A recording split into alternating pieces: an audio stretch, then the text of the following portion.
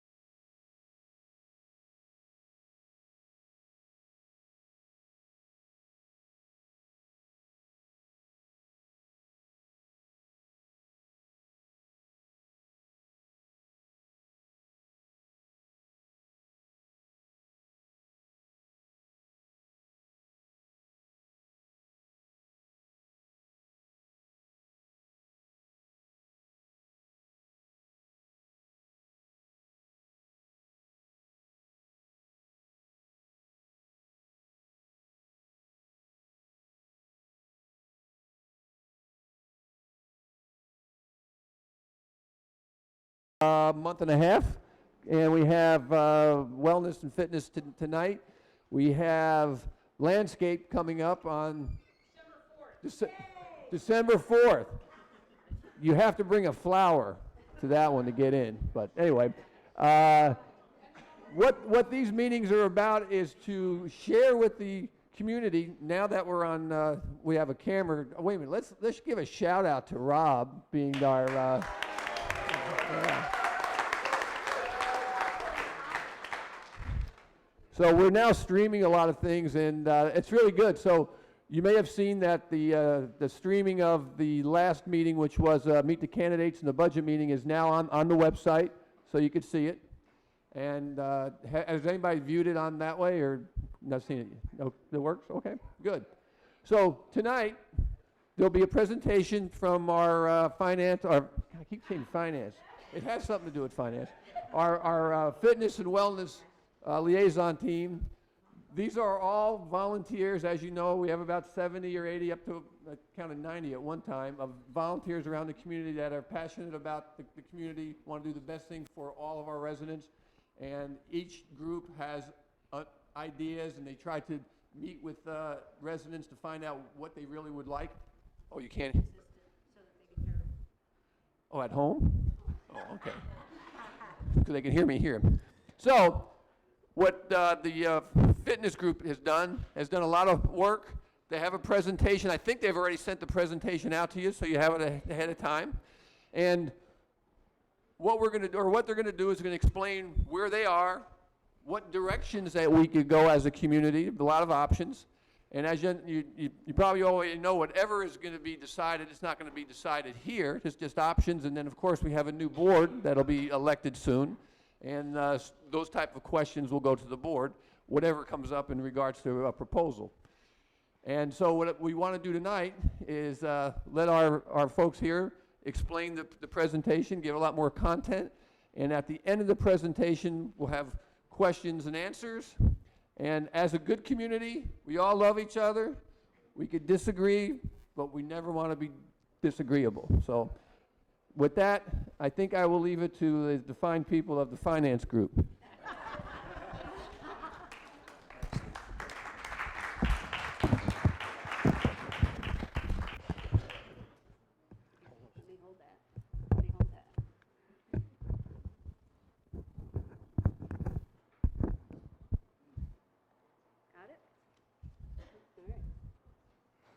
Hi, everybody.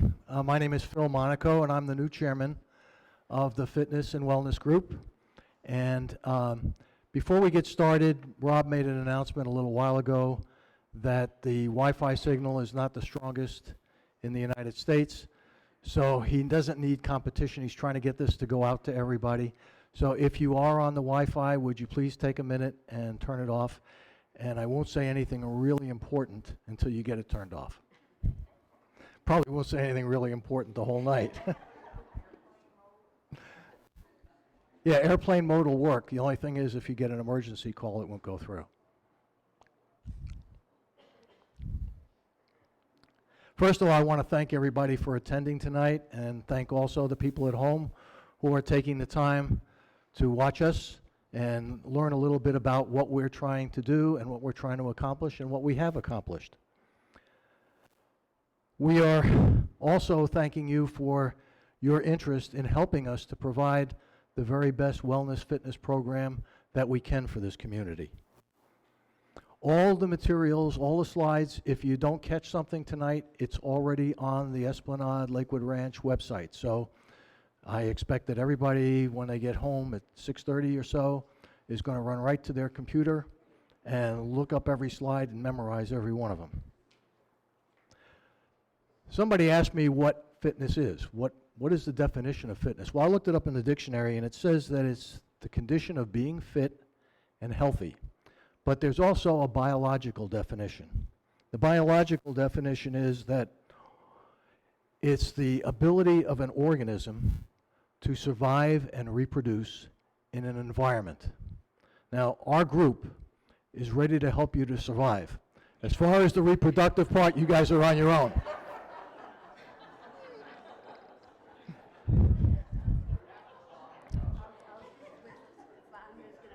Okay.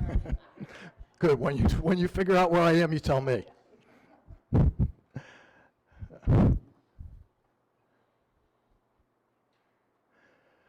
We have an agenda up here, and what we're going to do is first of all, we're going to identify who we are, so that if you don't like what we do, you can grab us and holler at us. We'll talk to you a little bit about what we believe our goal, our mission is, what our vision is, where we see this community going, and the progress that we've made over the last couple of years. We also have results from 2 surveys from 2018 and 19, which was very, very good feedback, and we're going to share that information with you. Then we'll talk to you about what's going on currently, what we see as challenges and what we see as opportunities, and make recommendations, and then we'll open it up for discussion and questions. Lifestyle is the type of community that we have. It's a bundled community. We've all heard this expression before. But there are basically 4 types of things that Taylor Morrison provided in this community beside homes. They are activities, services, facilities, and amenities. And Taylor Morrison provided these to us. Their ultimate goal was, of course, to sell homes. But let's be honest about this. Most of us bought into this community because of the lifestyle that was given to us. So our demographics are pretty much different from almost every other community around here. We are an extremely active community. We are so active that, in truth, Taylor Morrison underestimated how much we were going to be involved in all of these activities. And we're faced with a dilemma, and that dilemma is that we can't fit everything into what we want to do. What would be nice is if we had space for everything, but we don't. So, we even have things like, how many have seen the kayak, the canoe, the rowboat? Okay. I mean, when I heard about that in the sales presentation, I thought that was great. I was going to see this big lake that I was going to go rowing across. Yeah, I can almost hit a golf ball as far as the lake goes. All right, you want to do that one first? I was going to do the. Oh, I thought you were doing that. No, I can introduce our folks first. Okay. Not a very good Vanna White. That's all right. Before I go any further, I would like to introduce the other members of the committee. First of all, you might say, how did you get to be the chairman? Well, Mary Ann's been the chairman since day number 1, and she needed a break. And truthfully, I was at a meeting, and I needed a break. I went to the bathroom. When I came back, I was the chairman. But you all know Mary Ann Wright. She's been an original member. In fact, there are 4 of us that are still original members.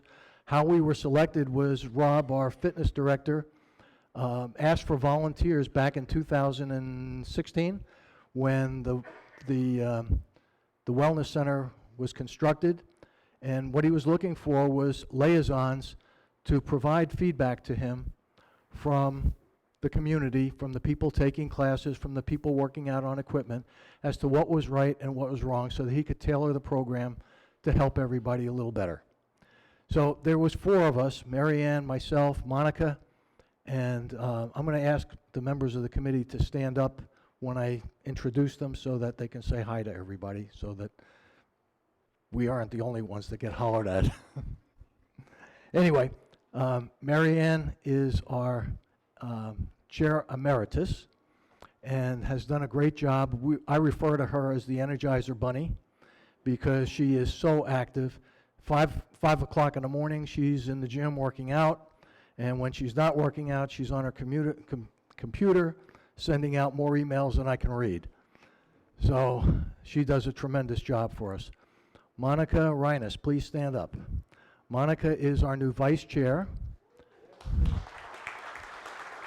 And everybody needs somebody like Monica on the committee because, you know, when you stand in front of everybody and you've got an agenda and you've got a project to do, and you look around the table and you say, okay, who's going to head up this project? Everybody makes a tremendous effort to avoid eye contact. You know, it's like the guys that are soliciting when you pull up to a red light, you know, you don't look them in the eye and they go away. Well, it's the same thing in the committee. Not Monica. Monica's the first one, I will. So I call her I will. Okay, we also have another original member. I call him the Boy Scout. Rob Usher, please stand up.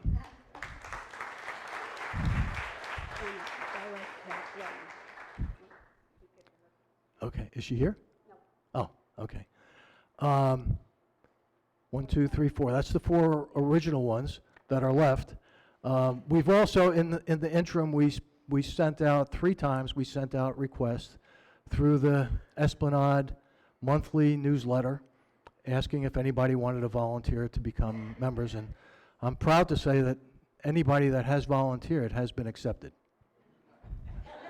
which tells us something about the viability of our organization. Anyway, the rest of the committee. The Playboy, Tim. Tim Beckering, please stand up.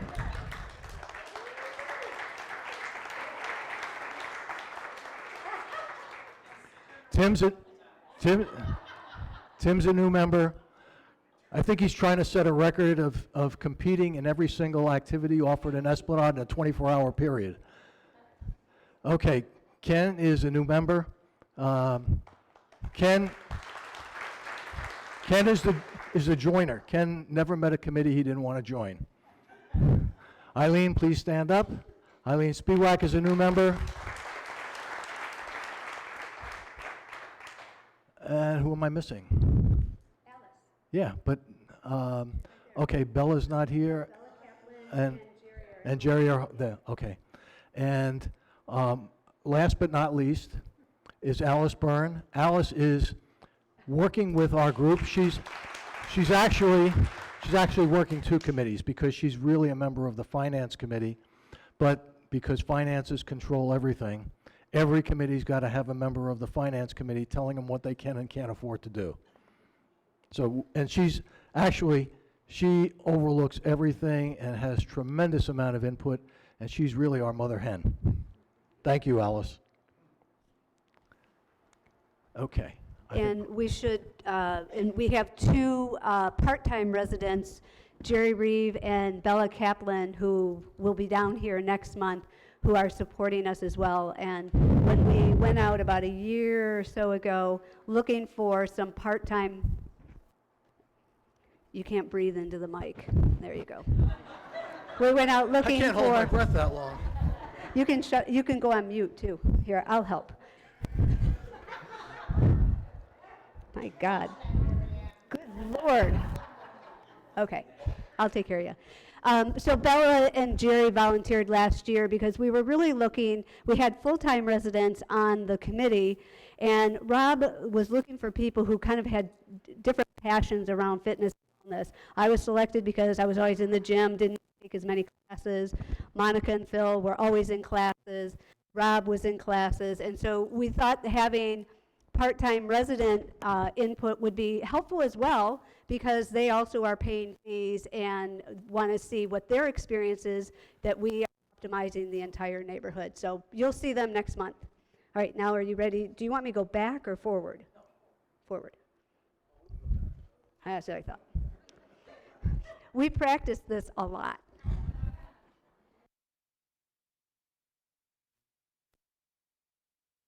And turn me on. Okay, can we hear you? We're getting into that reproductive stuff again.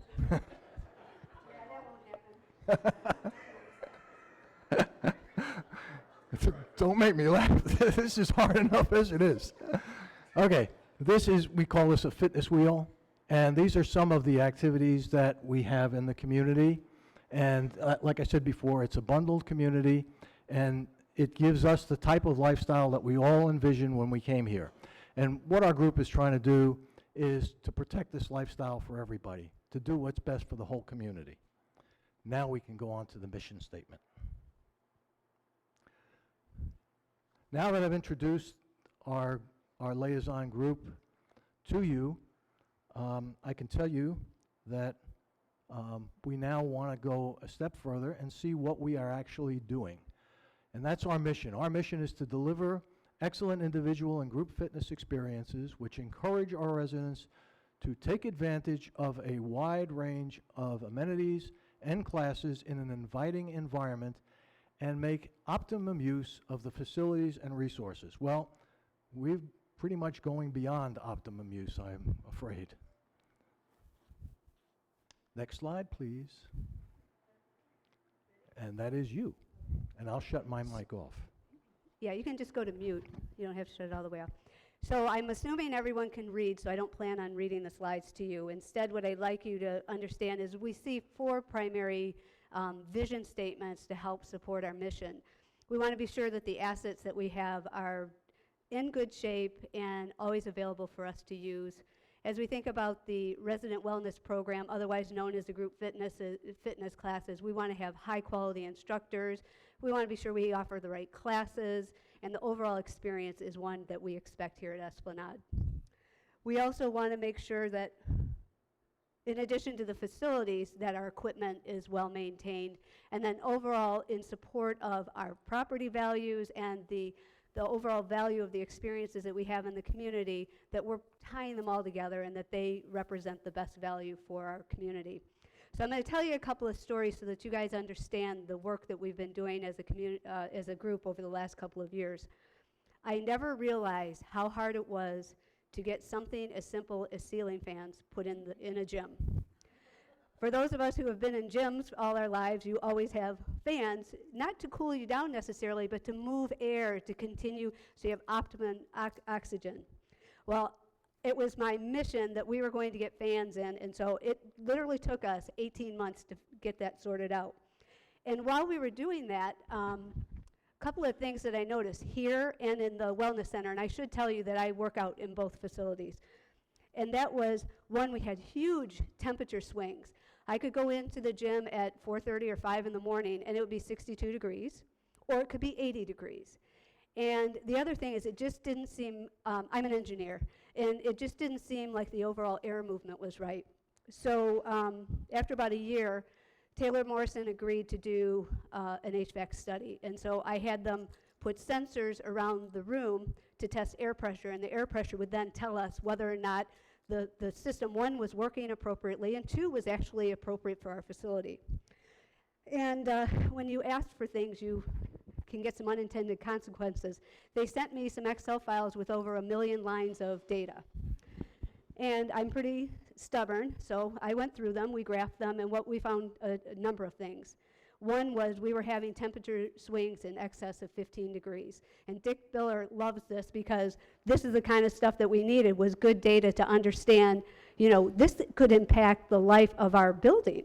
Because if you're having those kinds of swings, not only are you impacting the life and the health of the HVAC system, but the overall integrity of the building. And we also discovered that the air pressure, quite frankly, while it was moving, wasn't really moving enough air. So that was enough to convince Taylor Morrison to put the fans in. So 18 months, and $500 worth of fans, which Rob, to save us some money, actually had his guys install for us. While we were doing that, I asked for the preventative maintenance records on our HVAC systems down here and up at the Wellness Center. And as you might expect, they couldn't be produced. And so what we discovered at that time as well is that we had not been having regular preventative maintenance on the HVAC systems, which here in Florida are incredibly critical for the health of not only us in the room, in the facilities, but for the health of the building. So good news is that has been corrected, but we're not sure what the toll is going to be relative to, I gotta move over here? Okay, the life of our assets and any degradation in roofing, other materials. But the good news is we do have the contracts in. We had them come down here and we had similar issues. So the thing that we did is we put locks on the controls. We set them at what for exercise is considered to be optimum, and that is 70 degrees to maintain a certain humidity, and then use the ceiling fans. For those of you who have ever when we moved the bag drop to the now Pro Shop, almost got hit by a car of people coming around to park their cars. That was a mission of my partner Bob and I, that we were very frightened that somebody would pull up with their grandkids, the grandkids get excited, run out, and the next thing you know, we have something really tragic happening. So after several months in negotiations, they did agree to put the speed bumps in, and they rerouted the traffic so that it's not completely gone, but we minimized it, and it really has helped. There's a whole larger issue whether or not that bag drop should be there or not, but at least we wanted to really focus on the safety aspect. When we talk about the classes, we want to be sure these are classes that you all really want to participate in. And we know that we enjoy different kinds of experiences, yoga, we love cardio, we love total body strength. Really worked over the last couple of years to refine those class offerings so that we can not only get the whole breadth of things, but also at different levels and be able to work with you so that you can increase your overall fitness.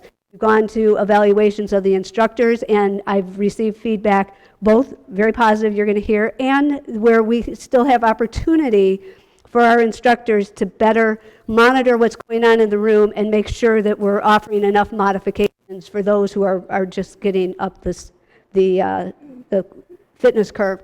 And then we have the bios on the website. Shortly after we formed the fitness group, I asked Rob to give me the lease agreements on our equipment, both here and at the Wellness Center. This equipment here is owned by us. It was bought outright, it was never in a lease. The equipment in the Wellness Center, the Techno Gym, was on a 5-year lease, and as I was reading the contract, I found that we were supposed to be having twice a year preventative maintenance. And so again, I asked for the records, and it was discovered that we had not had any preventative maintenance in the 2.5 years in which we had the equipment. The good news is we really didn't have any failures. It's really good equipment and it works well. But my concern was that at the end of the lease, when we had to pay the $16,000 residual, would we have equipment that would actually last the expected life of this equipment? Techno Gym came right to the party. I took the data to them. I said, listen, we've paid you guys $12,500 for preventative maintenance that we have not received. Not only did they extend our preventative maintenance for an additional 2.5 years beyond the termination of our equipment, they also extended the warranty. And they also did some other things, like gave us a free year of MyCloud, so we didn't have to, I wish we would have done that in 2020 because that would have been our money, but in any case, the money wasn't needed in the budget. And at the end of the lease, what we've decided to do, given that we have 2.5 years extra, is instead of incurring another $250,000, $300,000 in brand new equipment, we'll start doing rolling equipment additions. And in the first 2.5 years, that should save the community at least $150,000. And so we think that was a pretty big deal, and that just took a little digging and making sure that we were getting the value that we were promised in the contract. In the amenity center here, we've had our really good technician come down here a couple of times. In the last 24 months, we spent about $5,000 on repairs. We had them come down here, and I said, I want you to look at everything and tell us what needs to be fixed here and what's it going to cost us. In round numbers, it's going to be somewhere between $20,000 and $25,000. The value of that equipment is less than what the repairs are going to be. Also, it's not in the budget. We can have conversation about it. However, we have a very detailed quote on what it would take to replace whole screen units. And the concern we have is because this equipment's been down there for 7 years. Yeah, 7 years, is that whether or not it's actually going to be available. And in terms of the overall experience, some of the additional things that we've done is, if you think about like golf yoga, the balance class that we've offered, some of the cardio, those really support our overall lifestyle. So if you play golf, being able to have a better swing because you have better range of motion, the balance when you're on the sports court, and the cardio for, being able to move faster than the guy in the kitchen is really helpful for us beyond being in the gym. And while we're pretty proud of this, in 2020, we're not going to raise the price of the resident wellness program. And we think this is important for a couple of reasons, which you're going to see. Number one is we need to be able to concretely, with formulas, tie the value together. How we structure a fee to the value that you're getting. And so we think it's important also that we rebuild the program because it's been incredibly successful. And now, because people can't get into some of the classes, we're starting to see a drop off, which Phil is going to take you through. All right, I think, Phil, I'm going to turn it back to you. Oh, nope. Now, the last thing is, middle of next month, we will be adding 5 pieces of equipment in the center. Another rower, a really nice rower. I've been using that rowing machine in Houston this week. A very glide with the combination stepper and elliptical. Guys are going to love it. Another upright bike, because we only have one sitting down there, and another elliptical and an Excite Climb, so an actual stair climbing machine, and then a leg press, which we are completely missing in that gym today. So that will be installed the week of December 15th. All right.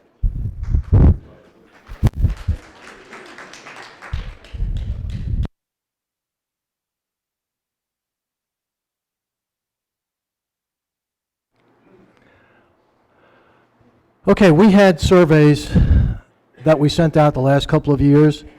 As a matter of fact, on October 9th of 2018, we sent surveys to 1,785 residents. Those were the email addresses that were on file at Esplanade. Of those, 931 people actually opened up the survey. Everybody else probably put it in spam or junk mail. 278 people took the time to respond. This year, on September 16th, surveys were sent to 2,043 people. 1,111 people opened up the survey, and 265 actually responded. But here's what we found. We found that the responses from year to year didn't change. The same complaints, the same positives, the same negatives were there both years. So things haven't really changed. There were a lot of constructive comments that were made. It was great feedback. Matter of fact, a number of people, particularly this year, took the trouble to answer the questions qualitatively. By that I mean they didn't simply pick choice 1, 2, 3, or A, B, C. They took the time to write a sentence, or some people wrote a paragraph and told us what they liked and what they didn't like. I know it's too close, right? Okay. We need some light in here so I can read my writing. Okay, anyway, getting back to the questionnaire. That's good, thank you. That's better. Yep. So there were comments that were made about a number of different categories. For example, on the fitness and facilities and equipment, that the staff is helpful, but here's the negatives. Poor condition of the equipment over in the amenity center gym. Insufficient cardio and strength equipment. What did Marianne just say? We just put in 5 new pieces of equipment. So we listened to what you had to say and we've acted upon it. And space is limited for independent workouts. Now, let me explain that to you a little bit. The class sizes are peaking sometimes, and we need to close the wall off for the personal training area. When that happens, that space is gone. Yes, it's being used for people to take classes, but somebody gets and somebody gives. And that's the way it is because we don't have enough space. Next slide, please. People like the resident wellness program because they're motivated by the instructors. And here's a very important factor. They're motivated by the other people taking the class. And I will tell you that I take a lot of classes. And it is a tremendous motivating factor to me because on Monday morning at 8 o'clock, I really don't feel like going to PIO class. Okay, but I do because I've developed friendships with the people in the class. So it helps me, it's a commitment that you make to go to the class. And I think the classes also help to bring people to the gym, to use the fitness equipment, because there's a number of people in this community that haven't been inside a gym in 10 or 15 years. And to go in right away and start pumping iron, it doesn't happen. But the classes can be a portal to doing that. So you start at one level and you to another level. Is that me that's going in and out? Okay. Next slide, please. The personal training, we know they're good because if they weren't good, we wouldn't be having people taking personal training classes. However, there's a problem in the personal training because we are opening up that or closing that wall and taking the personal training space. And you'll see later on why that is so important to us. Yes. To what? Oh, sorry. Oh, yes, that's very important. Yeah. Yeah, I know. Okay, as far as the lowlights in the resident wellness program, wait list for classes. People hate it. We actually have 400 documented incidents of people not getting into classes because they were on the wait list. Now that's documented, but the number is much higher than that. Because if you go to sign up for a class and you see that there's already 3 people on the wait list, you're going to say to yourself, I'm not going to get in, I'm not going to waste my time signing up. So there's a lot more than that. What people also suggested in the surveys, and remember, this is all stuff that we got back from the surveys. They wanted more variety in the classes. So what we're planning on doing is adding more entry-level type classes. More classes for seniors like myself who may need a little easier class to get started. We're going to have more 30 and 45-minute classes because, again, people like those classes. Most people wanted classes during peak hours. Very few people want to take classes at 3:30, 4:30 in the afternoon. It interferes with cocktail time. I mean, let's get our priorities straight. And the perceived value, the cost. Marianne already said that there is not going to be a cost increase for this year. Up to this point, every year there's been a $50 increase in the cost. So we heard what you had to say and we've responded to it. We've already covered pretty much that. This next slide tells us a little bit about the resident wellness program and the difficulty for getting into classes. The scale on the left indicates the number of classes offered during a week. And as you can see, the first bar shows 100%. That's the classes. There were about 40 classes a week that were given in peak hours. Of those classes, 81% were at full capacity or near full capacity. And of those, 40% had wait lists associated with them. I will tell you one other little incident that factors into the numbers that we're presenting here too.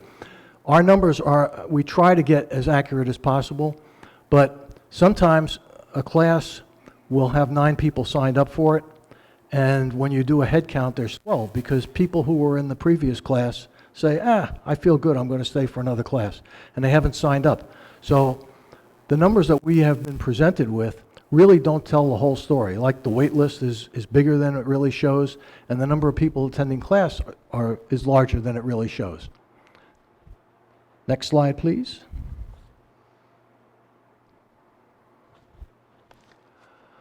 Okay. We're looking at the membership numbers for the Resident Wellness Program from 2016 to 2019. The tall bars indicate the number of homes which were closed, and the short bars indicate the number of people that were, or the number of memberships that were participating in the Resident Wellness Program.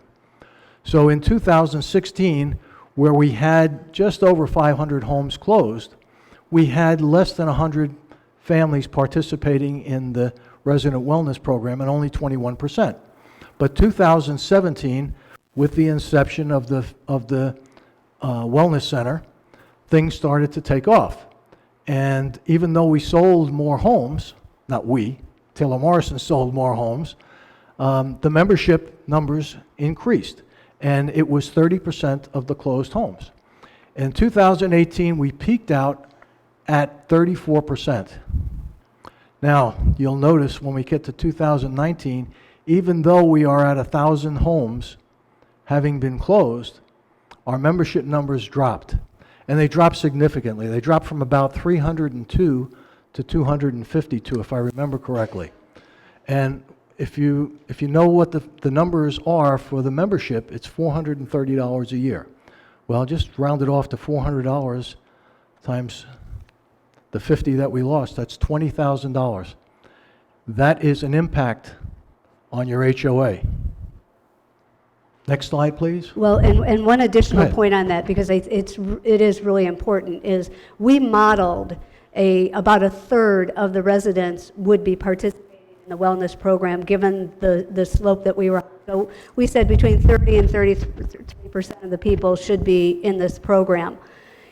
In 2019 alone, that represented $45,000 in lost revenue opportunity, which means it would have to be made up, in this case, by Taylor Morrison with their deficit funding, but we can't continue to do that unless without impacting everyone else's HOA fees, because these facilities cost a lot of money to maintain and run. Thanks, Phil. Along the same lines, why did people drop out of the program? And there's 4 basic factors. One was the frustration with availability of classes, the wait list. The second was the perceived value. If you can't get into class and you're paying all that money, you're not going to be a happy camper. The third was the class schedule. Like we said before, 3 o'clock classes don't really cut the mustard.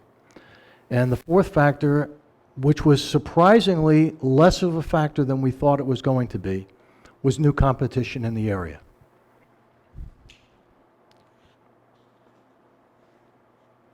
So, yes.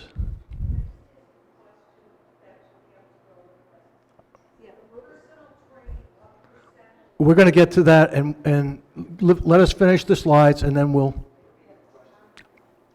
We'll do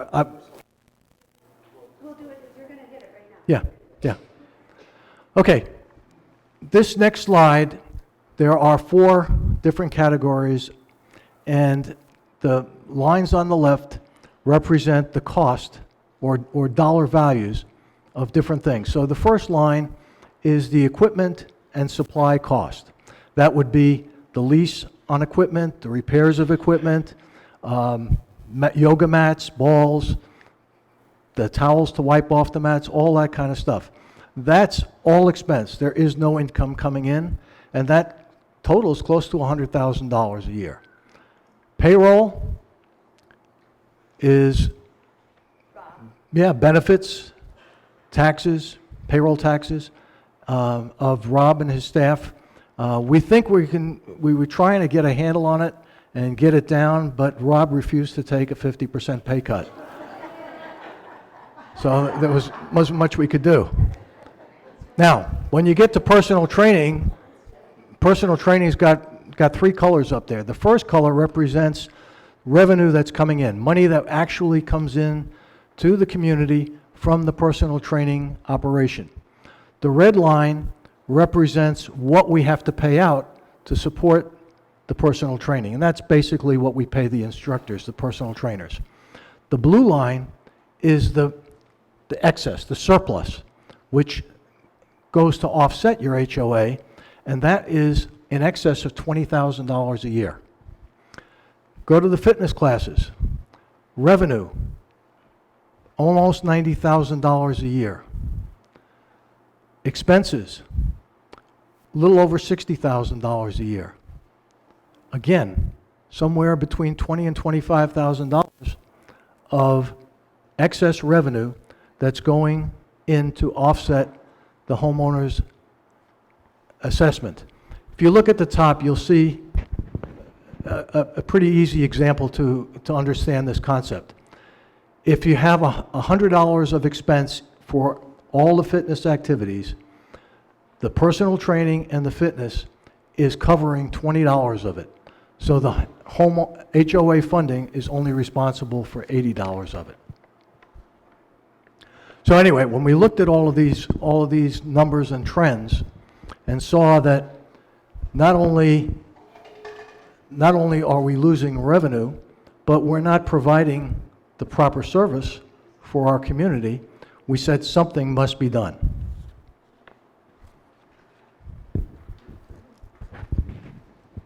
No, sorry, it's you. It's me? Yeah, it's oh. you. Oh,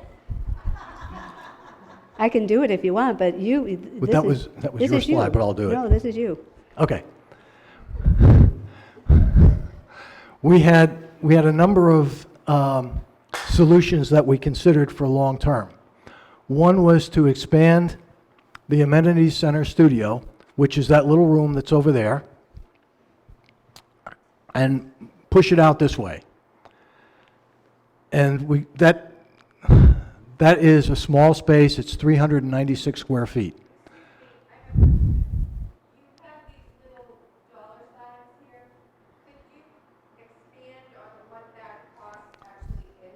Well, we don't know exactly what it is. We know it's going to be expensive. Right.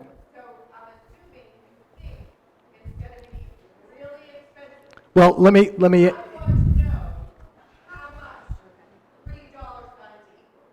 We don't have a dollar figure for it.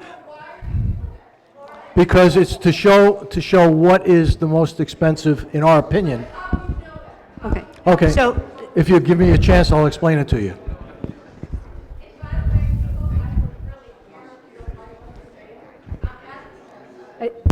All right. If you'll. let's get. We'll get to your question, but we Well, wanted to let get me through. answer it now. Go ahead. We have an infrastructure committee, and there's a gentleman on the infrastructure committee whose name is Dennis Tacky. I don't know if he's here tonight.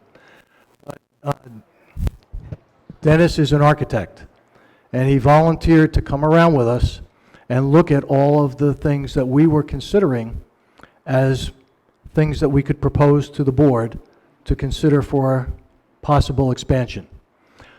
When Dennis looked at that, he said, you don't want to touch that because you're not going to increase the space by that much, and it's going to be very expensive. Not that much more expensive to take this whole back veranda and do this entire veranda and close that entire veranda and use it for more than one function. So that's why it has $3 signs, because it's probably the least attractive option. Enclose the wellness center patio area. That would be if you went through the Healthy Cafe and you walk out to the pool area, we would be thinking about expanding out that way. Unfortunately, the overhanging roof doesn't go out far enough to make it worthwhile, so we would have to add another roof line on. It's structural. It's also very expensive. Thank you. And that's the area that we're talking about. The next area that we looked at was, and this is probably our best solution, was this is the fireplace area outside the wellness center. It's a large area. It's over 700 square feet. And what we propose to do, first of all, as you can see, it's already got a ceiling to it. It's already got structural supports. So there's not that much, it has to have air conditioning. We went to Dennis and said, what would it take to enclose this? Could we put in sliding doors or collapsible doors? And he thought that was an excellent suggestion because we could put in a flooring and make it a multi-purpose room. That area is hardly ever used.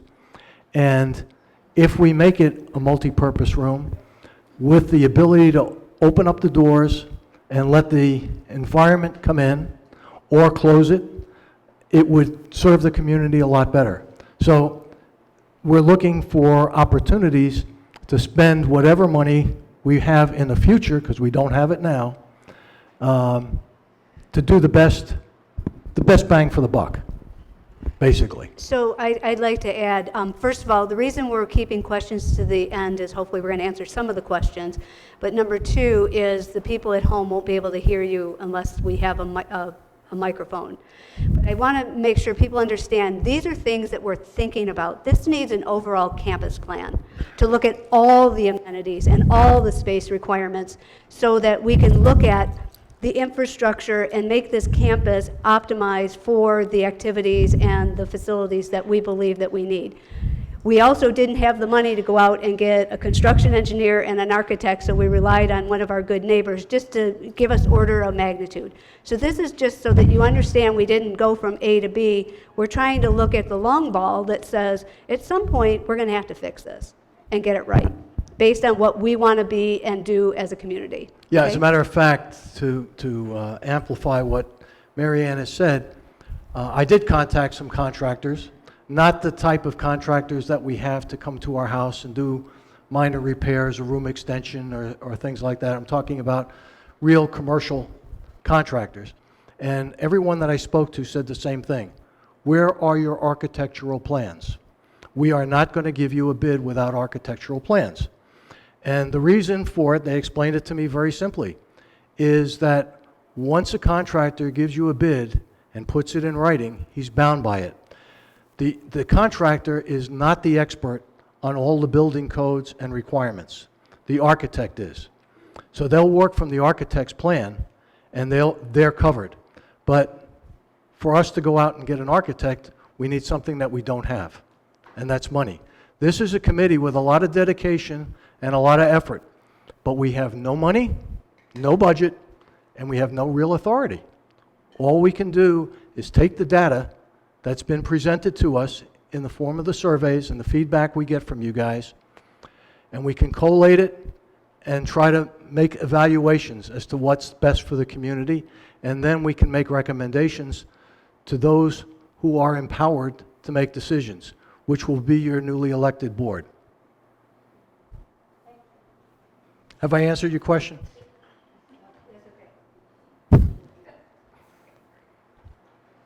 Okay, so here are some of the things that we're dealing with right now. The little studio that's in there that we're doing classes in, we have TRX classes in there, for example, 396 square feet. You can get 6 people, maybe 7 people in there for that type of class. There's a wait list there all the time. The actual gymnasium over here is 1,263 feet, over 3 times the size of the studio. The wellness center. I'll go first to the gymnasium, where all the techno gym equipment is, where the weights are. 1,776 square feet. That's a pretty decent area. It could be bigger, but right now it's sufficient. When Taylor Morrison built the building and there were 500 closed homes, it was a really nice facility. But now we're twice that size. The classroom and performance training area combined is 1,265 square feet. When you separate the two by having the wall up, which it is most of the time, those rooms are about 630 square feet apiece. Not sufficient. So, that's where I was going next. I was going to the bathroom. That's how I got to be chairman. Okay, take a look at that. 1,540 square feet for a bathroom and shower. Okay, the problem is, if we try to do a class in there, the music bounces off the walls. It's very disconcerting. So you can't have that. But it sold homes. And, you know, it was very impressive. People came in and said, oh, this is a country club. I'm going to buy a house here. I did the same thing. So, you know, we're stuck with it. We can't change it. But we have to find other options, long-term and short-term. So about 18 months ago, I went to Taylor Morrison and asked them for, stop breathing, Phil. Okay. There you go. I asked Taylor Morrison to give me their design and utilization plan for all of our buildings so that we could understand how they thought about it was going to be used, capacities, and we went round and round for several months, and then they admitted that they frankly did not have a plan for how the facilities would be used. Hence, we're struggling with some of the things that we're doing. So given that we didn't have that, we said, you know, there's a lot of long-term stuff that we'd like to work in the community to get it addressed in collaboration with all the other things we want to do. Short-term, we said, hey, perhaps we could use the event lawn over here, put up a temporary facility, put air conditioning in it, and hold large classes. We thought maybe Taylor Morrison would bite on that, given that they did not have a capacity plan and we were oversubscribed in everything that we wanted to do, but it did not fly. They're really not interested in giving us any more money at this point. We looked at, you know, could we move the cardio equipment out of the amenity center and put it into the studio? And that way we'd still have a gym facility in here and be able to use the other space for the resident wellness programs such that we'd continue to be able to grow our classes, have 2 large classes at the same time, and help offset the funding needs for the gym. In fairness, the lifestyle group, who you presented to you guys, I think, last week, you know, they said, listen, we're struggling on space, and if you guys now use another room full-time, that's really going to disadvantage our ability to have workshops and meetings and so forth. And so through the transition group, we said, all right, well, let's pursue then looking at taking that equipment out and reconfiguring the space for group fitness and then personal training and individual training when classes aren't in session.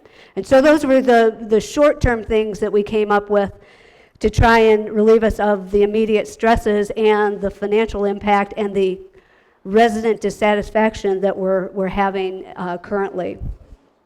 Yeah, go ahead.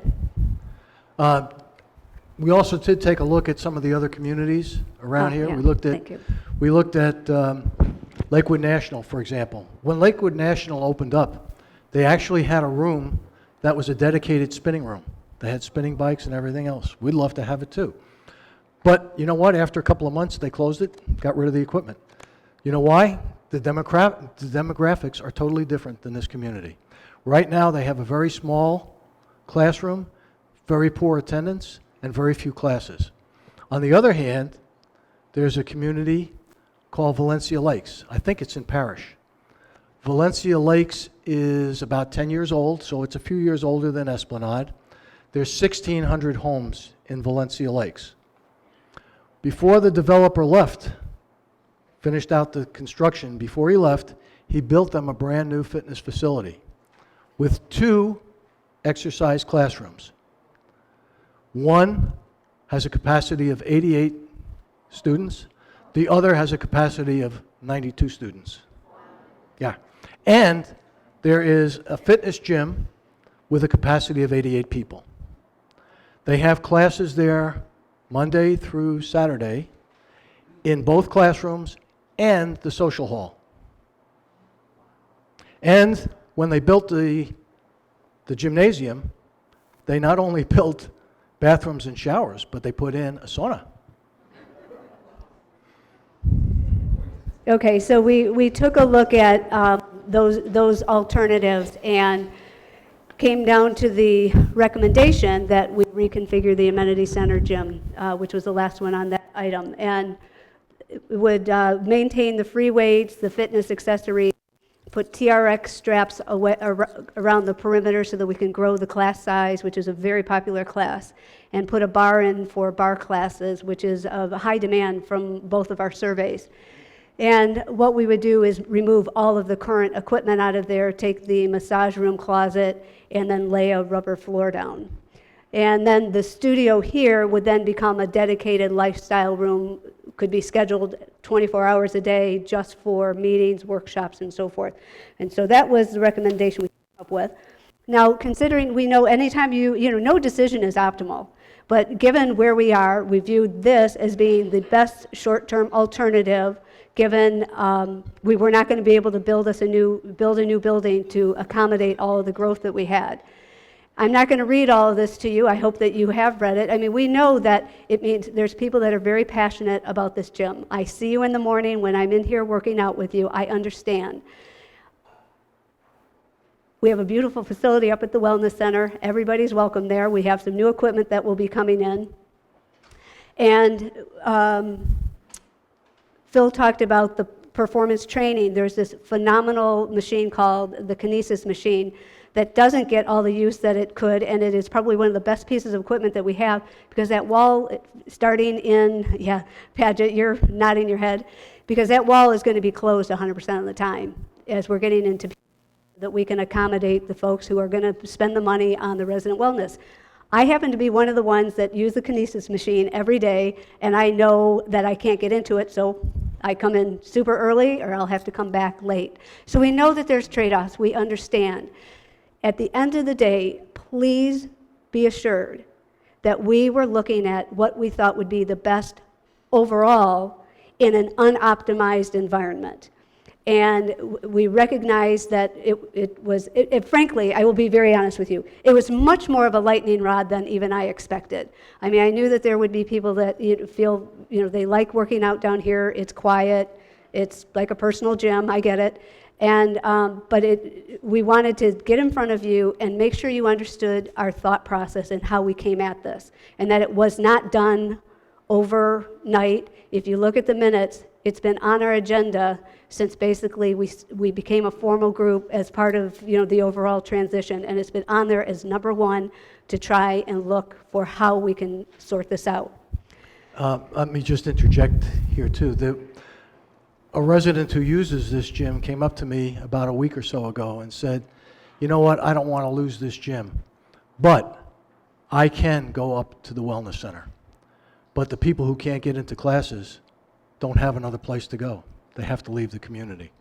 So he said, I'm willing to do that.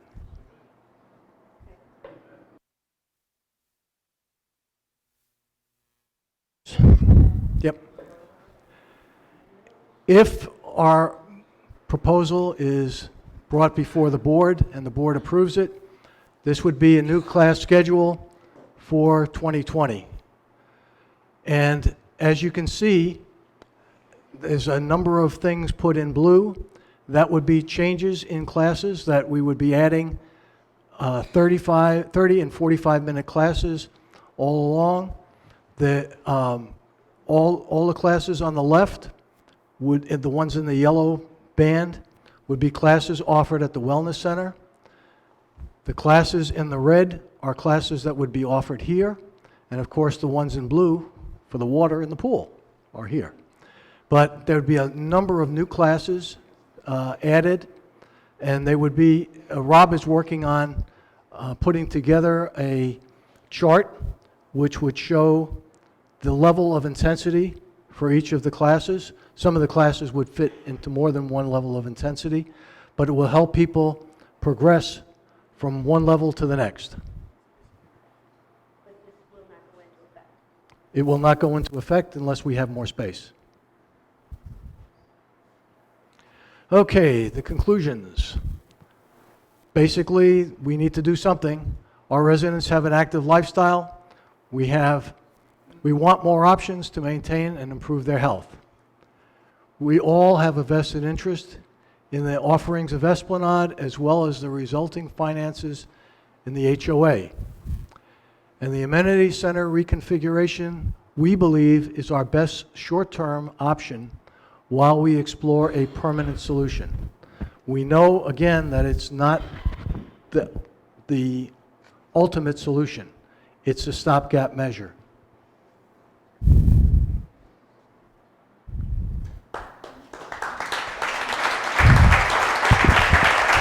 Thank you. So we're going to go into Q&A. I want to explain how it has to work so the folks at home can, you're breathing, Phil. So that the folks at home can, did you? Okay. The folks at home can hear thank you, the questions. And we will be emailing a survey immediately following the meeting so that we can get your feedback and it can inform how we go forward to the new board. And then we plan to, early in the year, review it with the new board because we feel it's really important that we go forward and do something. And so we really appreciate that you all, and the folks at home, bared with us while Phil and I, who are professional speakers, worked our way through this. Here's how Q&A is going to work. We have a microphone that we will use that Rob can pass around. But once you ask the question, we have to repeat it because the folks at home will not be able to hear it, okay? So let's just be patient with me. Okay. And Phil, as the chair, will be answering everything. Before we get started, I do want to acknowledge the fact that there are a number of people who are running for the board in attendance here. If they would all stand up and come up to the front so that everybody knows that you guys are interested in this issue.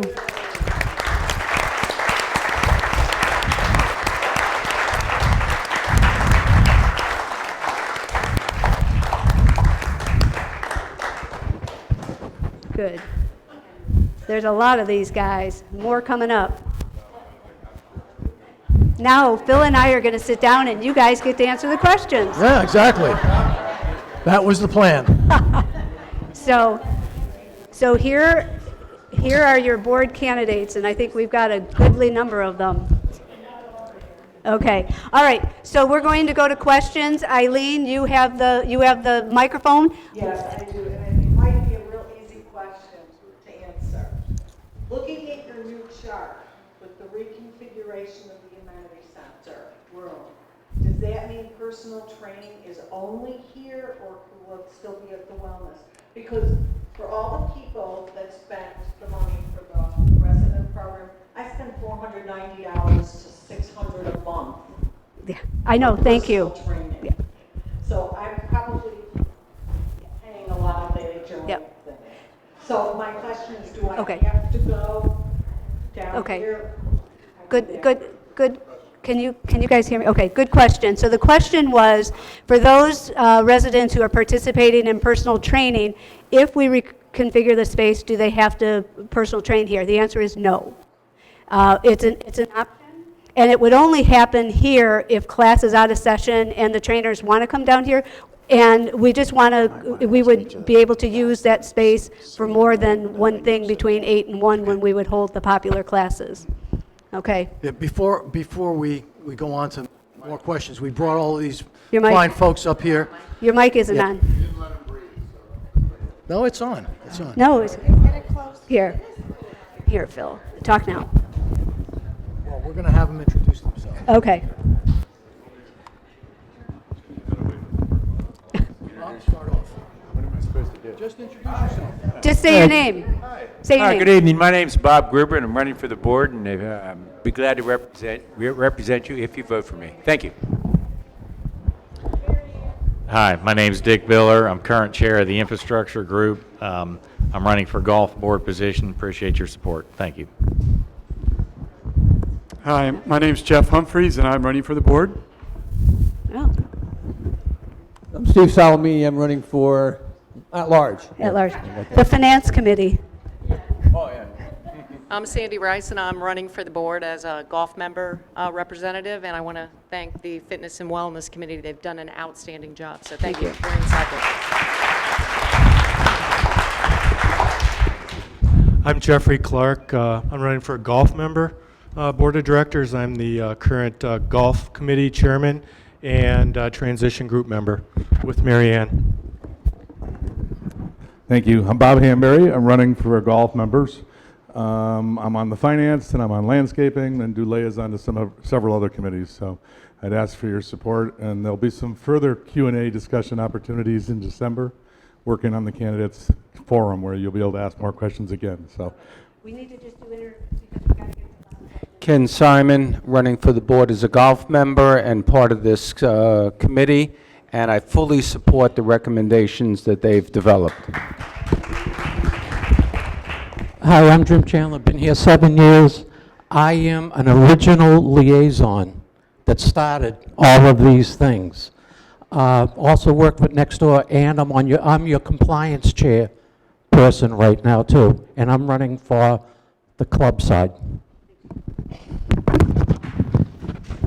Hi, I'm Krish Raju. Most of you know me since I've been here a number of times, so I don't want to take up any more of your time. Thank you. Good evening, Tim Carnahan, running for the board club member. Hello, I'm Joe Oliva, running on the golf board. Good support for all of you. Thank you.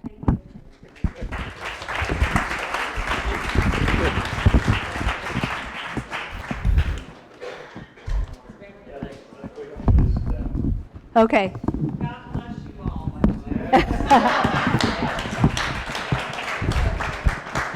Okay, what's your question, please? Yeah, first of all, I want to thank all of you on the committee for the work that you're doing, and obviously, Thank you. have all the patience. Stop breathing. Go ahead. I would like to point out, that there are 1,250 homes in this, there will be 1,250 eventually in this area, and every house pays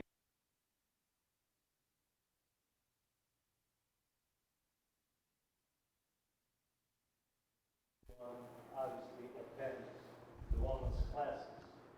So the overall majority are actually paying for the gyms and for the other activities.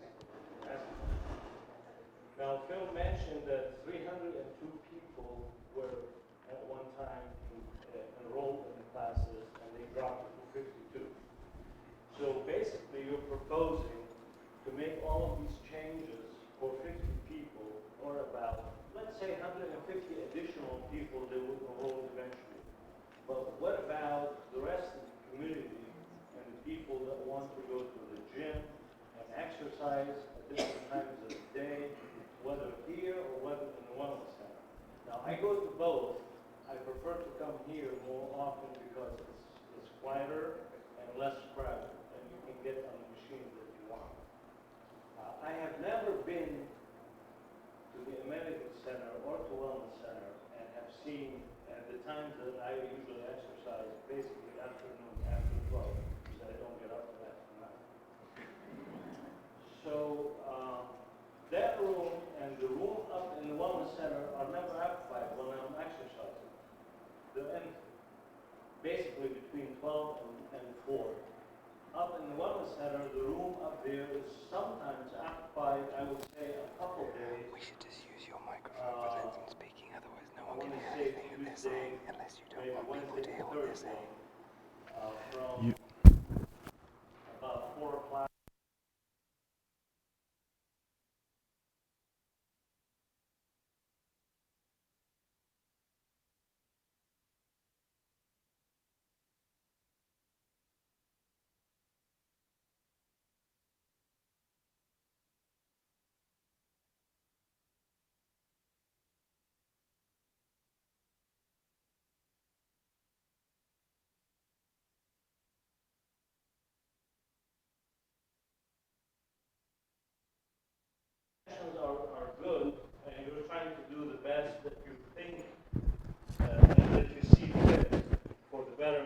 this community. But I disagree with that, and I think the whole community should be part in making this decision, and it's not up to just the committee that is running the show. Okay. I'm going to have a hard time repeating all of that. So I understand your point. So the point was really an opinion that we should not be repurposing the amenity center because it was an amenity that many people who moved here very much value. They have homes that are very close, and that we should do some other things. Understand. When the gym once the wellness center was opened 4 years ago, Taylor Morrison came in and they were going to take all the equipment out. And several of the residents felt very passionately and said, please don't do that, leave it here. And they listened to you, and that's what they did. And now, that's what they did, and then there was nothing done in terms of any repairs, maintenance, or anything, and so you see we have some issues in here. We've since now do a find and fix to repair. Here's different. In 2015, we had 500 homes. Everything's changed. We now are, we're almost built out, and the community is very active, and this resident wellness program is way more successful than any of us ever expected it to be. And in fact, what Taylor Morrison told Rob to do was to cap members. Now, can you imagine what that would have been like? They said, if we got to 150, just cap it. Well, two things would happen. One, how do you determine who gets to be in the program? And number two, hello, people, we have a whole lot more HOA fees that we're going to have to pay. And so, well, okay, so we cannot solve that here, and we're going to have to get some other questions. The point is, and I want to be very clear, this group is making a recommendation, and we made a recommendation in the spirit of what was best for this community. The budget that we built for next year assumed that we would do that, and the revenue associated with that assumed it's not for 50 people, that we were growing the facilities and the infrastructure to support the growth that we have been seeing 16, 17, 18. That was the recommendation, and we will... You had your chance to talk when you made the presentation. I want to get my chance to point out something to you. No. Phil just a second. Phil pointed out that the $20,000 of loss, okay, because of the 50 people. If you guys are concerned about the HOA, I just sent a message out and I addressed about the finance committee moving costs from the operational and maintenance of the golf course, okay, to the outside play in order to reduce the maintenance cost. Now, if you're concerned about HOA and about the effect that it's going to have on the community, that is a $300,000 hit right there if you're talking about the just $20,000. And you're not in the business. We're not in the business for the wellness and the gym to make money or to raise money in order to reduce the HOA. It's to make our activities more convenient for everyone and to be able to use the facilities and the equipment when we want to at the time that we choose to. Okay, and so you guys will be getting an email survey, and we will let the community speak. This group of volunteers who have put a significant amount of time have tried to take into account, we know we can't solve everybody, and we're not going to make everybody happy. It never does. The recommendation is based on what we believe best optimize a very limited situation. You get to vote. We are not making a decision. I think if you want to, they're lining up back there. That's what you may want to do. Please. The reason the problem started is because people were telling us it's a done deal as of January 1st. And that's what was said. The machines were going, the cyber machines, the weight machines, there's nothing wrong with any of them. And the other thing is, the treadmills need some work and other stuff like that, but the way they settled with golf years ago is they created a Chelsea system. And you could do the same thing with these classes from 8 o'clock to 4 o'clock. The people that want to have the cocktails in the afternoon, then they got to get into another class. So if you get bumped and you're in the waistline, and you got to go into another class, then you may have to go 2 o'clock in the afternoon. I had a place in Naples for 13 years.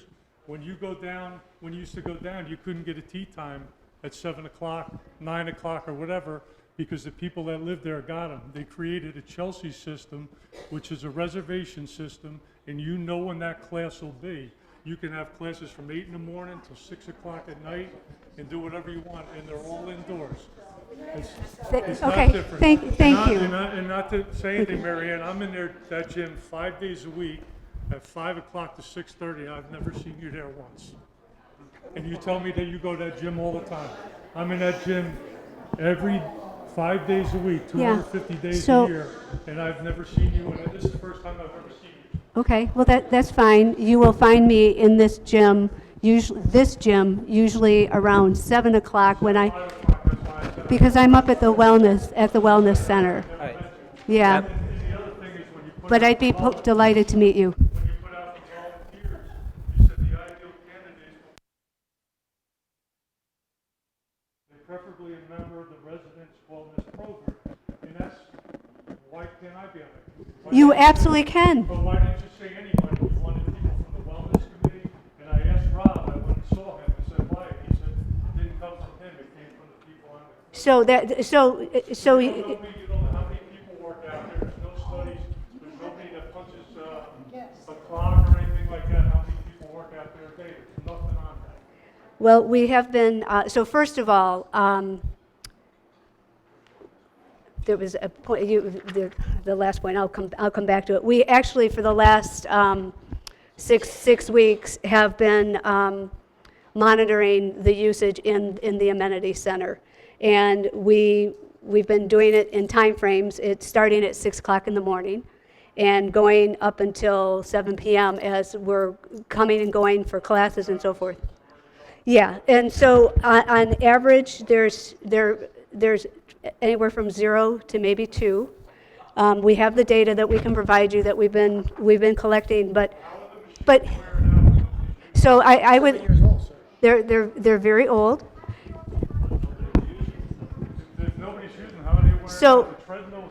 So we had an expert who takes care of our equipment at the wellness center. We had him come in and we asked him, please go through every piece of equipment. We have a detailed repair order for every piece of equipment and what it requires. And the estimate is between 20 and 23,000, which is not, well, you can say no way, except for we went and we are using the expert who does this. If you would like to get a set of wrenches and try it, I guess you could, but we're using the experts that are doing it. Okay, but we went and got a quote, and it's the same guy who keeps our equipment in very good condition at the wellness center, and that's what he is telling us it needs. Now, if the community says that gym is more important than the resident wellness program, and you certainly are empowered to do that, we are going to have to make an investment in that equipment or replace it. Okay, we've got a... Hi. Can you hear me okay? Yeah. Thank you for your presentation, okay? I'm sure it took you a lot of time. So my background, I'm not an engineer, okay? My background is fitness equipment for 44 years, okay? I've owned my own company, the largest in the United States. I've been an expert witness on behalf of the federal government in patent lawsuits between major manufacturers, 2 of them that we have, okay? And I've represented some of these companies. I think you've done a good job, but you've made some assumptions that are not accurate. And I think to be transparent with everybody, we got to discuss these things. I understand this is very passionate, okay? It's passionate for me as well. And as Steve said, you know, we got to play nice. We're all neighbors, okay? And I want to play nice, but I think everybody here and everybody that's out there somewhere should understand what's going on, all right? We have a governing body in this industry called IRSA, which is the International... Wait a minute. Yeah, I'm going to get to the point, because this is... Wait a minute, let me finish, okay? This governing body gives out percentages. For example, it tells you that, and they, by the way, they have over 33,000 fitness facilities as memberships, okay?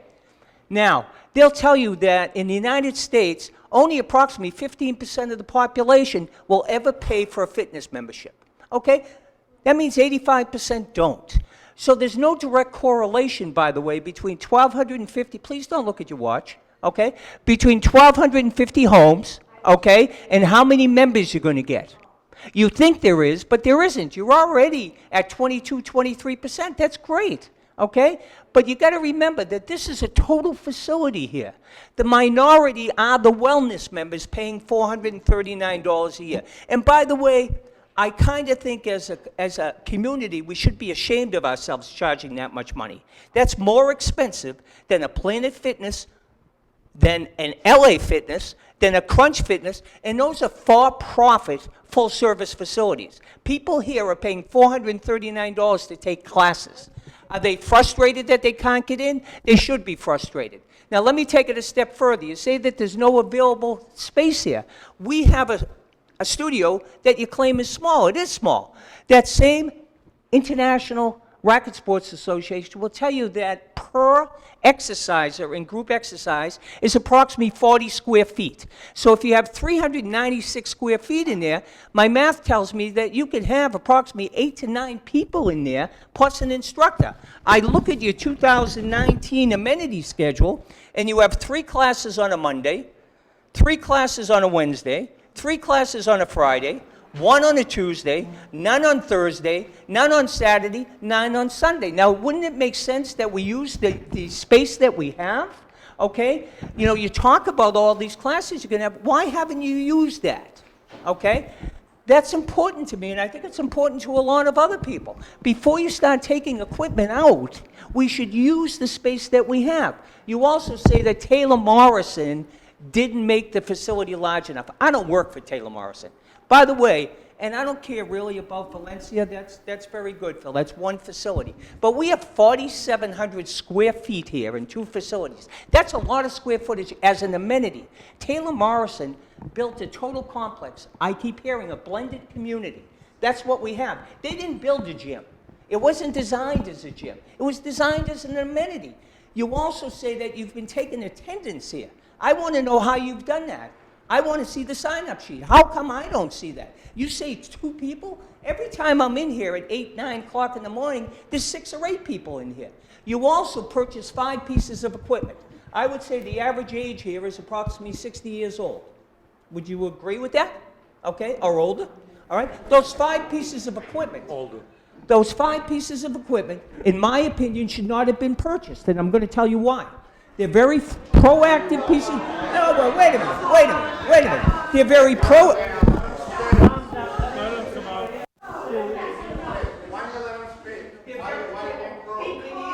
industry, well, hang on. So we're going to go back to our rules of engagement, and that is, this is something people are very, very passionate about. And I will.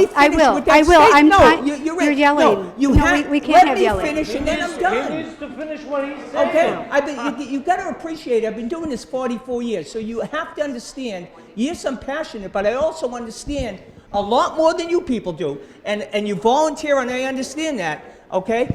But you don't have the experience that I have. That equipment that you purchase is what we call very proactive equipment. You know the reason why you only have 1 upright bike? Because people over the age of 60, the fitness industry will tell you use recumbent bikes, okay, not upright bikes.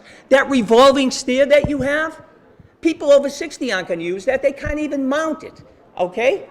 You know, so when you talk about the equipment that, by the way, you purchased, I don't know who purchased it, I guess Taylor Morrison, and you spent X amount of thousands of dollars when you could have had 3 companies come in here, take apart your equipment, do an assessment, not one company, do your assessment, okay, and put it on preventative maintenance, just like you did up there. But you chose not to. So for the past... we're going to, yeah.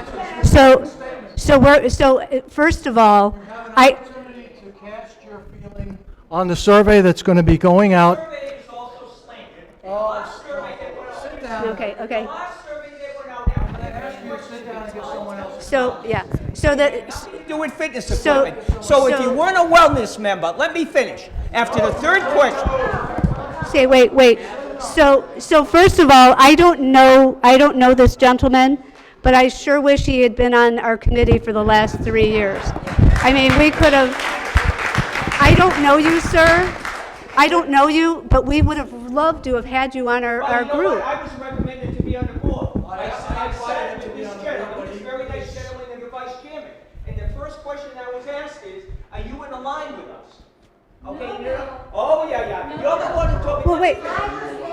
Okay, okay, You we're, also told me that you had a price of $300,000 to repair all the equipment. You told me no, $400,000, no, and I no, had a not break. 300. Okay, I told you I wasn't in the line. May I? asked you, was it done? So we're, okay, so we. May I talk now? Yes, Jim, please. Please. There's a lot of passion in this room. We understand that. Folks here are volunteers. We all live here together. Attacking individuals is not accepted, and I don't think that's right. Just state what your question is, and then remember, there's an election. There'll be a board. That's what it's for. These folks are going to make a recommendation. Will it work? Who knows? But at least we could be a little more civil about things, and I was hoping that it wouldn't get to that point. I understand your passion back there. I appreciate it. But please, let's just get a question. Excuse me? Nothing's going to be done until after the election. Let me be very clear. No decision about anything about fitness will be done before any election. Period. So the people that you just seen standing up here volunteering to run for the board, which let me tell you is a lot of work. This is a very complex place with a lot of people but we want to have people that just love each other and enjoy this community, and we don't need divisiveness. We can disagree, but let's not be disagreeable. I will let them take the final questions.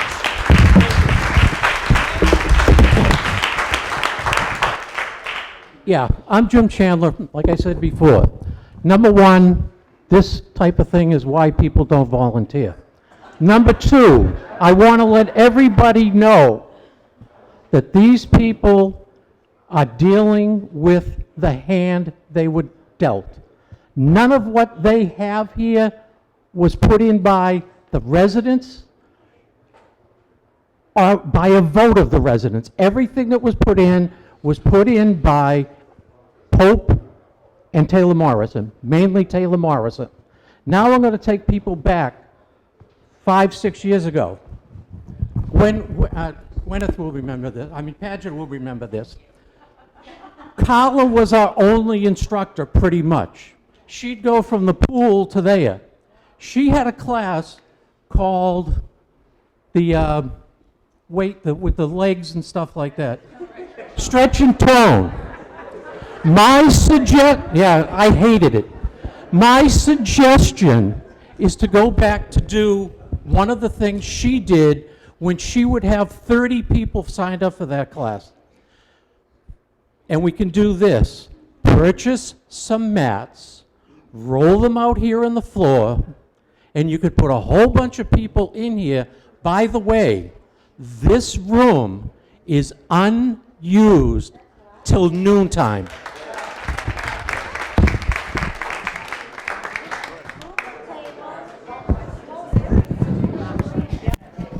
It's an option. Thank you, Jim. Okay. Yeah, my name is Bob Fischler.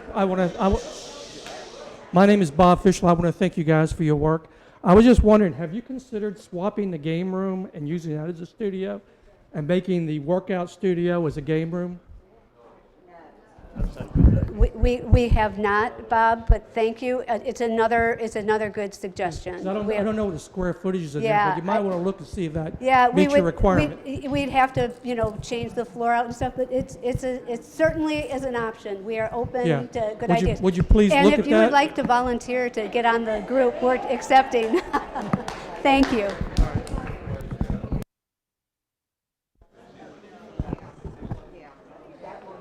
I think, first of all, can you hear me?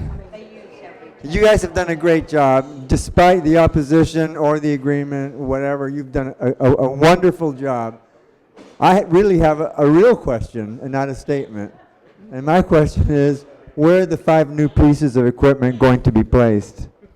So we've got a CAD drawing, Richard, where everything's going to go, just high level. The rowing machines are going to go where and sorry for the yoga ladies, the little benches we have to hide your shoes. We have to use the 1,570 feet in the locker room. So we're going to take those cabinets out, put the rowing machines there. We're sliding everything down. I'll tell you what. Why don't I show you the CAD drawing where everything fits? I'd be happy to do that. Thank you. Yeah, you bet. But we have everything laid out in space. Thank you for volunteering your time. I have one quick question, okay? Anybody consider moving the salon out? I never see anybody. You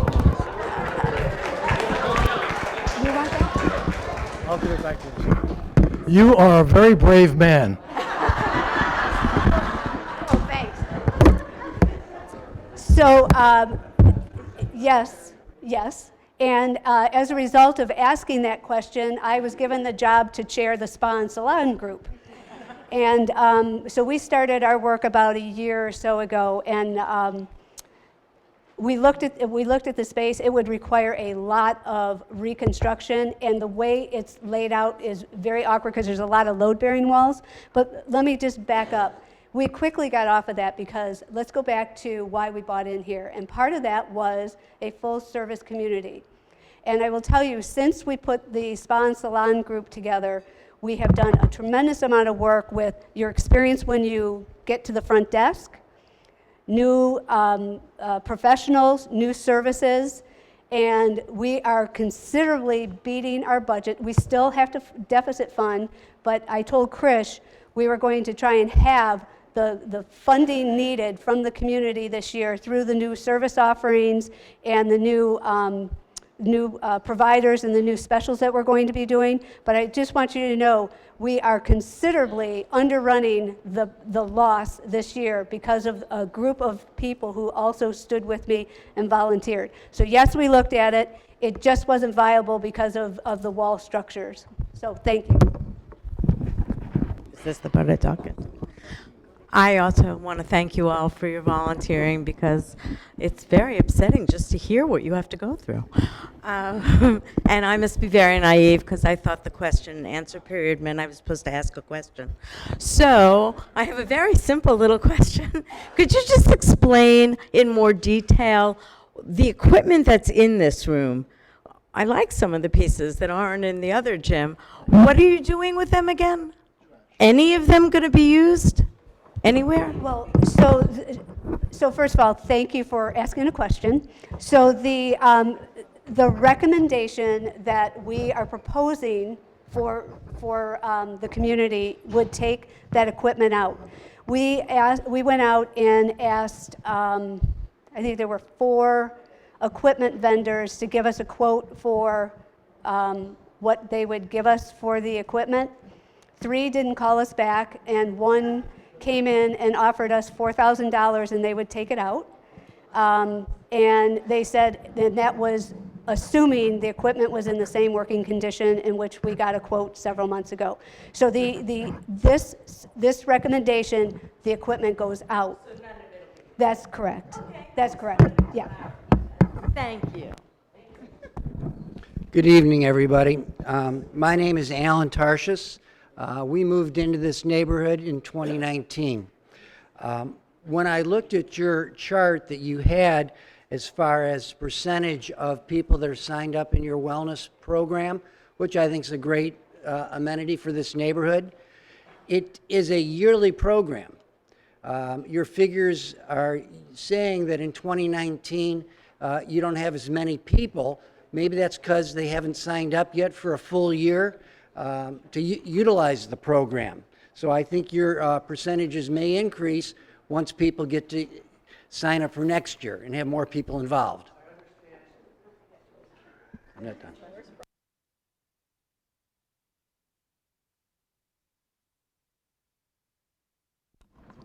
I understand your concern about the percentages. However, Rob will tell you that 95% of the signups are in the first month of the year. There's very little, the only thing that comes in at the last part of the year are people like yourself that moved in late in the year. But the people that have been residents and members before automatically, unless they tell Rob that they don't want to be a member any longer, they automatically get renewed in January. Yeah. What you said is people sign up in the first month of the year. Well, we've not given those people the opportunity that bought in 2019 to increase your numbers and have a larger percentage within the community. Okay, many people are new to this year. How many homes did we sell? This evening. So, I'd be happy to. That's what I'm waiting for. So let me give you the numbers. So what happens is if you're a resident wellness program member, you automatically renew. And so unless you tell Pope that you're not renewing, your account gets charged January 1st. We went from 302 members to 252 members on January 1st. Since then, we're now in November, we have 265. So you see the growth is very slow after we get through that first month of January. Part of the welcoming into the community is that you are supposed to have an outreach from the fitness team to say, hey, please come and let's show you the equipment. We'll tell you about our resident wellness program. So if you haven't had it, we will make sure that you do get it. And so then what you do is if you sign up September 1st, then you pay for a quarter, we prorate it. And then the next year you would pay for the full membership. Thank you for that. So let me continue. When I looked at your chart that you had up there, I think one of the things, the main thing that you have here is you want to have more classes. And I think one of the, I guess my concern is the classes people can't get into, and the ones that everybody uses are the yoga classes. And I think that's what you want to increase. Am I wrong? Okay, if I'm not, because I noticed all the yoga classes were all going to be at the Wellness Center, and there was going to be none brought over to here. There's only certain classes that are going to be allowed here. So I need to see how that works out. All right, so my thing is, people don't fill out surveys if they're happy. A lot of people don't do it. You get more of a reply when there are things such as this. I'm in favor of having the amenity center exercise facility continue to be used, as I find myself going over there twice a day because it's convenient. We have equipment in there that as you just said, when it goes away, you're not going to get very much money. If you'd ever want to bring it back, you're going to spend hundreds of thousands of dollars, and that's never going to happen. We're going to lose that equipment forever and never have a facility ever again. So when you say you're going to lose, concerned about $20,000 worth of revenue, I think that revenue has a chance to be built if we find another place to have more classes and still have people having the second gym. These machines really are not bad. The treadmills are not the best. They need attention or go away. But the strength equipment needs some bushings and one frayed cable. That's not expensive, and that's good equipment. Okay? The last thing is we bought into this community because of the facilities that it had within it. And we did not get the program, which I earlier mentioned, for whatever reason. We were shown the gym, and we loved it. We do not want to lose it. There are many people in this neighborhood which are passionate about keeping this facility. I think you need to give this an opportunity to get down the road away and see what the new people coming in are going to be able to help with finances, and not jump to a rash conclusion, out it goes, done, because it's never going to get repeated or be able to be used again. Thank you for your efforts. Thank you. I know you mean well for everybody in the community, but you need to listen to many of us which are passionate and do not want to lose the gym in the amenity center. Thank you. Okay, just as a reminder, is Joe? Is it that your name, Joe? Alan. Sorry, Alan. Just as a reminder, at the end of the meeting tonight, there will be the survey questions sent to everybody. It's a very straightforward, no gimmick survey question, and you will get an opportunity to express whether you feel the amenity center is better served staying as a gym for the people who live in the area that want to use it, or be better served to be repurposed to use for a classroom space. And everybody's vote counts the same. Your vote counts one, my vote counts one, everybody's vote counts one. And that vote, the result of it will be presented to the new board, and the new board can do with it what they want. They can turn around and say, 1,000 people want it and 10 people don't want it, and they can do whatever they want with it. Thank you. Okay. And I want to be really clear that there are no rash decisions that have been made. If you go back to when we started keeping minutes over a year ago, it was the number one item to sort out. So this is not something that was done quickly. We're past our time, but I think, do we have any more questions? Okay, go ahead, please. First of all, thank you for your efforts. This is more an observation and not a criticism. When you discuss the revenue that is generated by the Wellness Committee, and then, not the committee, but the members, you showed on a chart the different costs. And since I perceive nothing is free, if you're going to run an additional fitness and wellness classes, not fitness, wellness classes, what is the staffing impact of that? Because I'm not so sure that you showed that there could be a personnel increase that would drive cost up, may not be offset by the perceived increase in wellness participation. Go ahead. Part of, if the board decides that they want to go ahead with the program, we would start a membership drive. Part of the membership drive would be contacting people who responded to the survey that indicated they had interest in joining the resident wellness program. They would each receive individual calls from Rob's staff, from members of our committee, and be solicited to join the program. Additionally, we've discussed handing out tokens or coupons to people who want to try a class here or there. There will be probably 60 different classes offered, so there'll be a wide variety of classes that can be tried, and there's no obligation.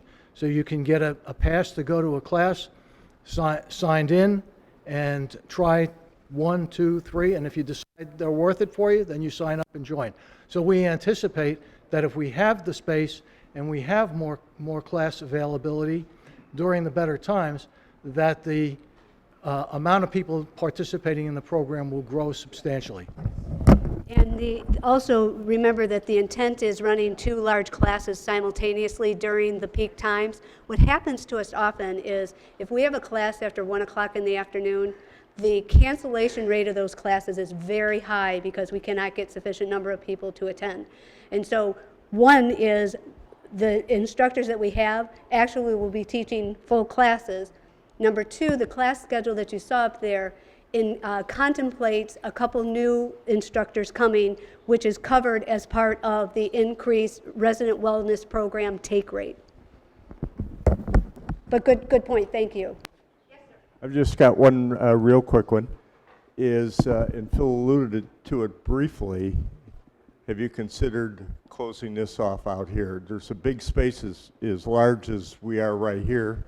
We've also there are classes out there now, group power, and we've also had classes, and I've been with Phil in them, where we've moved tables in this room and had them. Have you considered that? The answer to your question is yes, we have considered it. My full answer is, did you bring your checkbook? Because, like I said earlier, we are a committee that has no budget and no real authority.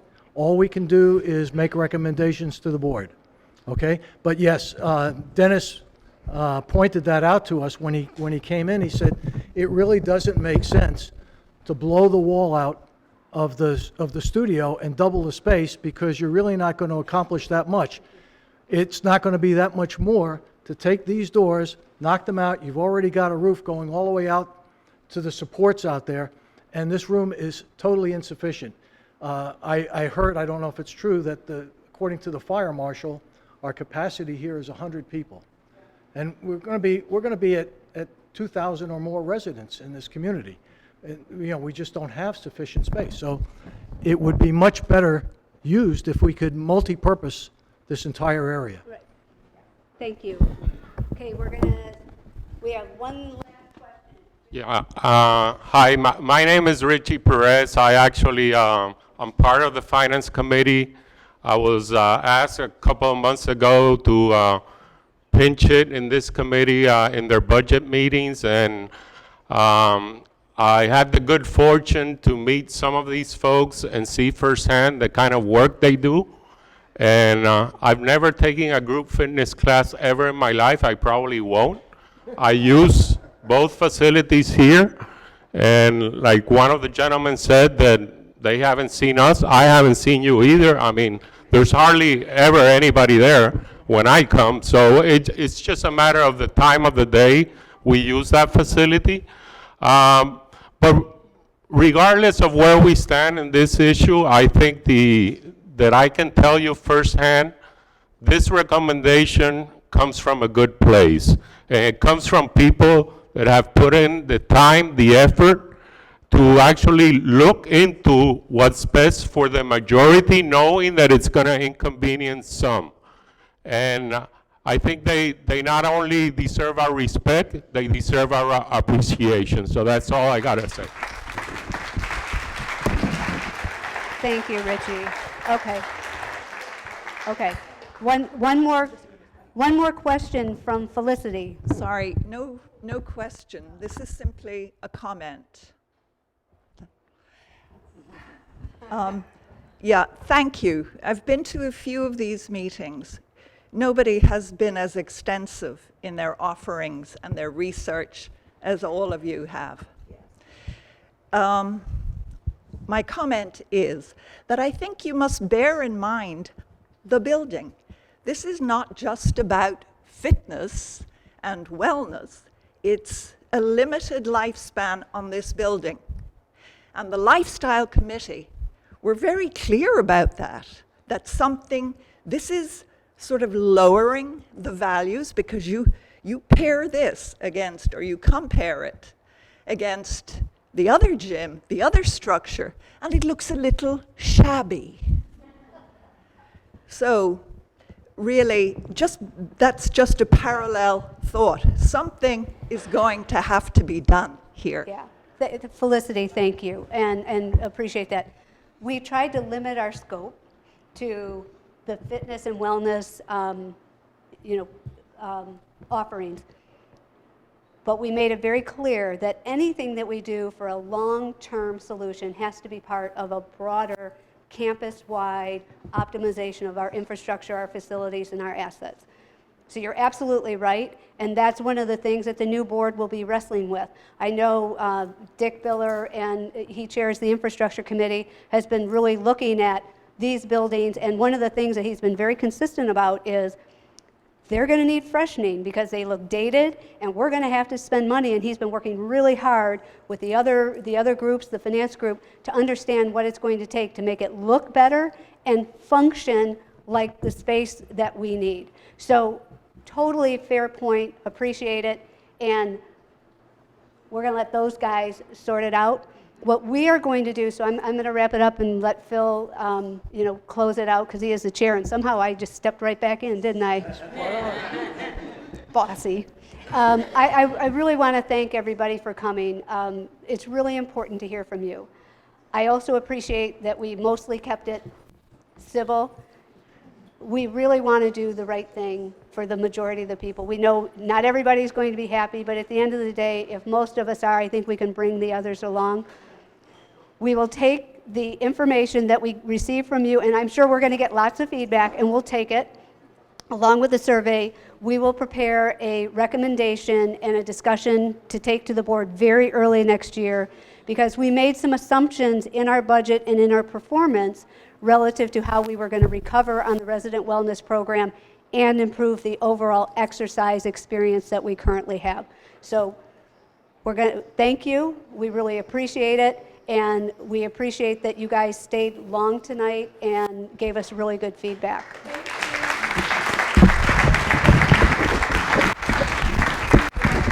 Just want to add one thing. Even though not everybody agrees with the position that we've put forward, I can say that if we were to offer everybody a free meal at the Culinary Center, but only had one choice on the menu, there would be quite a few people that complained about the free meal. So we expect that. We're not upset about it. And I want to wish everybody a happy Thanksgiving.